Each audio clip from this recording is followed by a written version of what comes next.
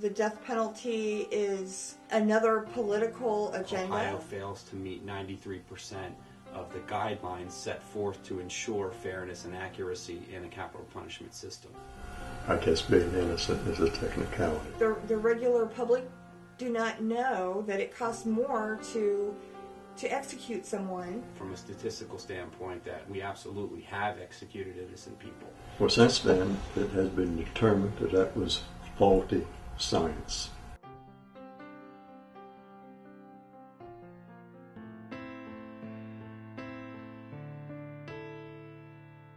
My story actually begins with a Sunday morning on June 7th, 1998. Our house was bombarded with police officers and the SWAT team. Didn't know what was going on. My husband was outside. My oldest son was outside.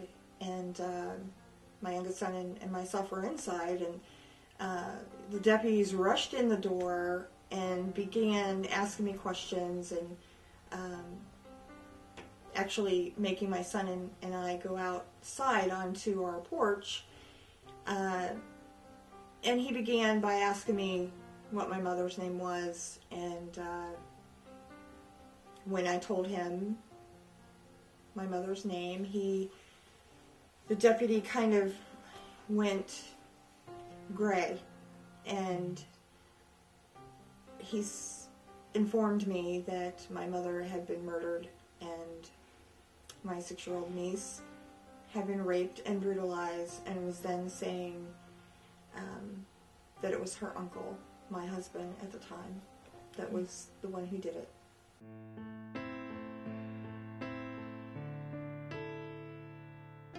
When the verdict came down, I kind of knew in my heart that it was bad. I had seen a couple of the jurors walk in, and they looked at Clarence like he was, the lowest trash on the street. But in my head, I'm thinking, in your heart, you don't think sensibly. You just feel the moment. But in my head, I'm thinking, now come on. There's no physical evidence, blah, blah, blah, blah, blah. There's no way they're going to find him guilty, And going in, when the jurors went in to deliberate, we were told that it was all or nothing. If Clarence was found guilty of aggravated murder, then he would be guilty of all the rest. If they say that he was not guilty of aggravated murder, then he could not be guilty of the other charges. Okay? So we're thinking, okay, it's all or nothing. So when the judge first read the verdict, it was not guilty on aggravated murder. And we're like, yes!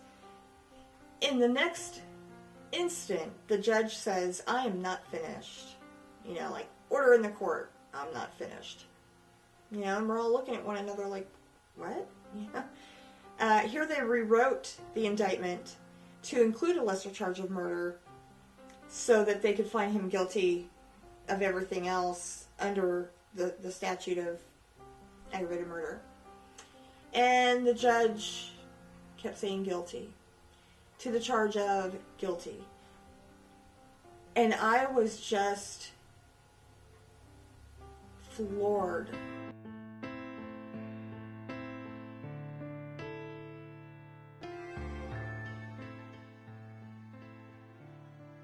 What led me to suspecting Earl Mann in the first place was the fact that my niece had gotten up that morning and had went to the neighbor's house for help. And this woman left her on the porch for 45 minutes without calling the police or calling an ambulance or checking on my mother. She's in the house for 45 minutes. Doesn't let Brooke in. This is a 6-year-old child that's, battered, bloody, and decides to put her in her car and take my niece home to my sister's house.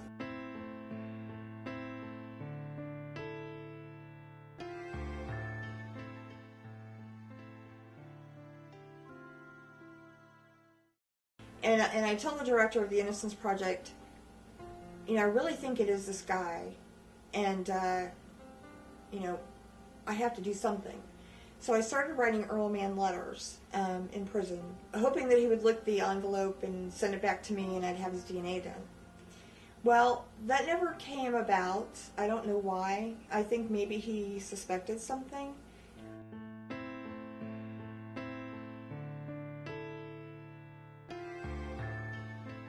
I think at one point he was in one prison and then he was transferred to Mansfield. And that's where Clarence was incarcerated.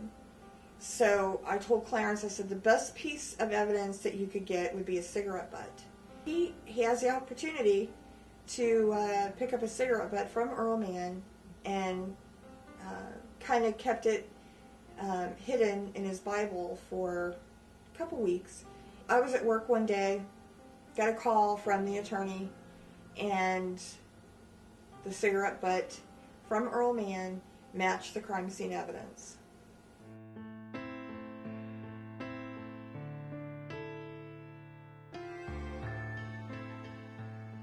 Summit County Prosecutor's Office beat us to that press conference and had one of their own and announced that they were dropping all charges against Clarence and releasing him from prison.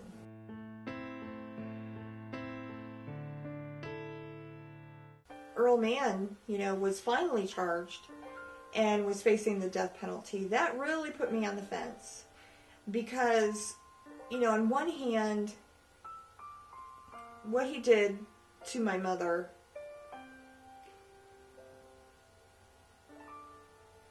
was